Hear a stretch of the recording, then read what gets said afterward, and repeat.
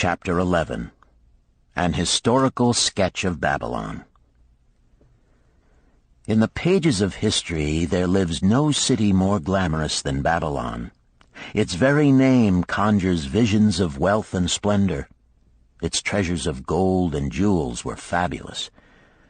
One naturally pictures such a wealthy city as located in a suitable setting of tropical luxury, surrounded by rich natural resources of forests and mines. Such was not the case. It was located beside the Euphrates River in a flat, arid valley. It had no forests, no mines, not even stone for building. It was not even located upon a natural trade route. The rainfall was insufficient to raise crops. Babylon is an outstanding example of man's ability to achieve great objectives using whatever means are at his disposal. All of the resources supporting this large city were man-developed. All of its riches were man-made. Babylon possessed just two natural resources: a fertile soil and water in the river. With one of the greatest engineering accomplishments of this or any other day, Babylonian engineers diverted the waters from the river by means of dams and immense irrigation canals. Far out across that arid valley went these canals to pour the life-giving waters over the fertile soil. This ranks among the first engineering feats known to history. Such abundant crops as were the reward of this irrigation system the world had never seen before. Fortunately, during its long existence, Babylon was ruled by successive lines of kings to whom conquest and plunder were but incidental. While it engaged in many wars, most of these were local or defensive against ambitious conquerors from other countries who coveted the fabulous treasures of Babylon. The outstanding rulers of Babylon live in history because of their wisdom, enterprise, and justice. Babylon produced no strutting monarchs who sought to conquer the known world that all nations might pay homage to their egotism. As a city, Babylon exists no more. When those energizing human forces that built and maintained the city for thousands of years were withdrawn, it soon became a deserted ruin. The site of the city is in Asia, about 600 miles east of the Suez Canal, just north of the Persian Gulf. The latitude is about 30 degrees above the equator, practically the same as that of Yuma, Arizona. It possessed a climate similar to that of this American city, hot and dry. Today, this valley of the Euphrates, once a populous irrigated farming district, is again a windswept arid waste. Scant grass and desert shrubs strive for existence against the wind-blown sands. Gone are the fertile fields, the mammoth cities, and the long caravans of rich merchandise. Nomadic bands of Arabs, securing a scant living by tending small herds, are the only inhabitants. Such it has been since about the beginning of the Christian era. Dotting this valley are earthen hills. For centuries they were considered by travelers to be nothing else. The attention of archaeologists were finally attracted to them because of broken pieces of pottery and brick washed down by the occasional rainstorms. Expeditions, financed by European and American museums, were sent here to excavate and see what could be found. Picks and shovels soon proved these hills to be ancient cities. City graves, they might well be called. Babylon was one of these. Over it for something like 20 centuries, the winds had scattered the desert dust. Built originally of brick, all exposed walls had disintegrated and gone back to earth once more. Such is Babylon, the wealthy city, today. A heap of dirt, so long abandoned that no living person even knew its name until it was discovered by carefully removing the refuse of centuries from the streets and the fallen wreckage of its noble temples and palaces. Many scientists consider the civilization of Babylon and other cities in this valley to be the oldest of which there is a definite record. Positive dates have been proved reaching back 8,000 years. An interesting fact in this connection is the means used to determine these dates. Uncovered in the ruins of Babylon were descriptions of an eclipse of the sun. Modern astronomers readily computed the time when such an eclipse, visible in Babylon, occurred, and thus established a known relationship between their calendar and our own. In this way, we have proved that 8,000 years ago, the Sumerites who inhabited Babylonia were living in walled cities.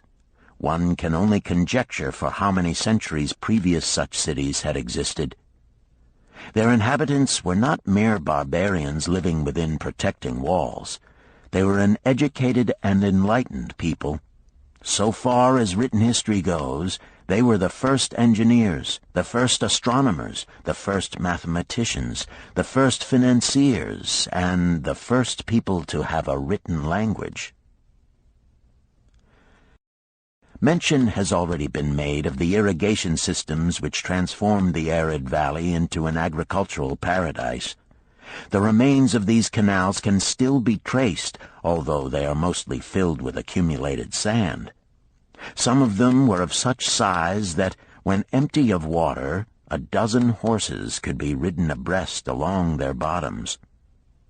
In size they compare favorably with the largest canals in Colorado and Utah. In addition to irrigating the valley lands, Babylonian engineers completed another project of similar magnitude. By means of an elaborate drainage system, they reclaimed an immense area of swampland at the mouths of the Euphrates and Tigris rivers and put this also under cultivation. Herodotus, the Greek traveler and historian, visited Babylon while it was in its prime and has given us the only known description by an outsider. His writings give a graphic description of the city and some of the unusual customs of its people. He mentions the remarkable fertility of the soil and the bountiful harvest of wheat and barley which they produced. The glory of Babylon has faded, but its wisdom has been preserved for us. For this we are indebted to their form of records. In that distant day, the use of paper had not been invented. Instead, they laboriously engraved their writing upon tablets of moist clay. When completed, these were baked and became hard tile. In size, they were about 6 by 8 inches and an inch in thickness. These clay tablets, as they are commonly called, were used much as we use modern forms of writing. Upon them were engraved legends, poetry, history, transcriptions of royal decrees, the laws of the land, titles to property, promissory notes, and even letters which were dispatched by messengers to distant cities. From these clay tablets we are permitted an insight into the intimate personal affairs of the people. For example, one tablet, evidently from the records of a country storekeeper, relates that upon the given date, a certain named customer brought in a cow and exchanged it for 7 sacks of wheat, 3 being delivered at the time, and the other 4 to await the customer's pleasure. Safely buried in the wrecked cities, archaeologists have recovered entire libraries of these tablets, hundreds of thousands of them. One of the outstanding wonders of Babylon was the immense walls surrounding the city. The ancients ranked them with the Great Pyramid of Egypt as belonging to the 7 wonders of the world. Queen Semiramis is credited with having erected the first walls during the early history of the city. Modern excavators have been unable to find any trace of the original walls, nor is their exact height known. From mention made by early writers, it is estimated they were about 50 to 60 feet high, faced on the outer side with burnt brick, and further protected by a deep moat of water. The later and more famous walls were started about 600 years before the time of Christ by King Nabopolassar.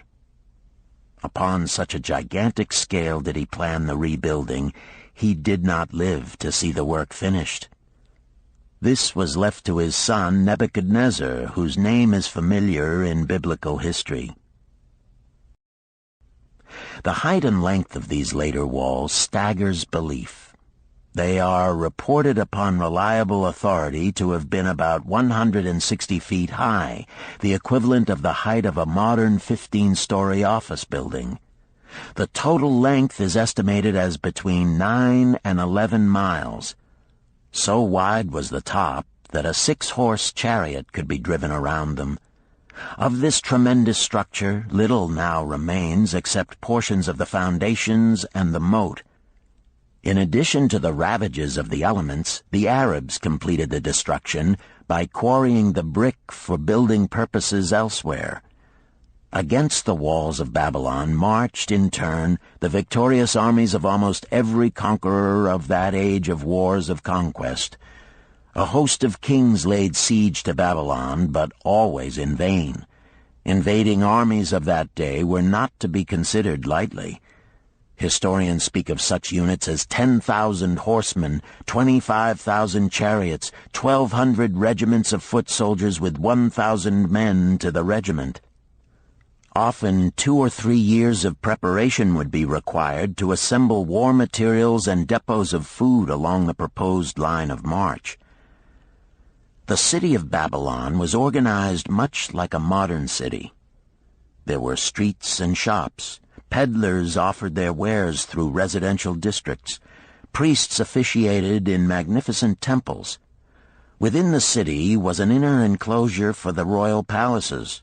The walls about this were said to have been higher than those about the city. The Babylonians were skilled in the arts. These included sculpture, painting, weaving, gold working, and the manufacture of metal weapons and agricultural implements. Their jewelers created most artistic jewelry.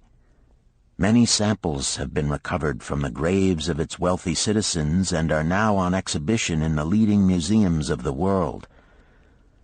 At a very early period, when the rest of the world was still hacking at trees with stone-headed axes, or hunting and fighting with flint-pointed spears and arrows, the Babylonians were using axes, spears, and arrows with metal heads. The Babylonians were clever financiers and traders. So far as we know, they were the original inventors of money as a means of exchange, of promissory notes, and written titles to property. Babylon was never entered by hostile armies until about 540 years before the birth of Christ. Even then the walls were not captured. The story of the fall of Babylon is most unusual. Cyrus, one of the great conquerors of that period, intended to attack the city and hoped to take its impregnable walls.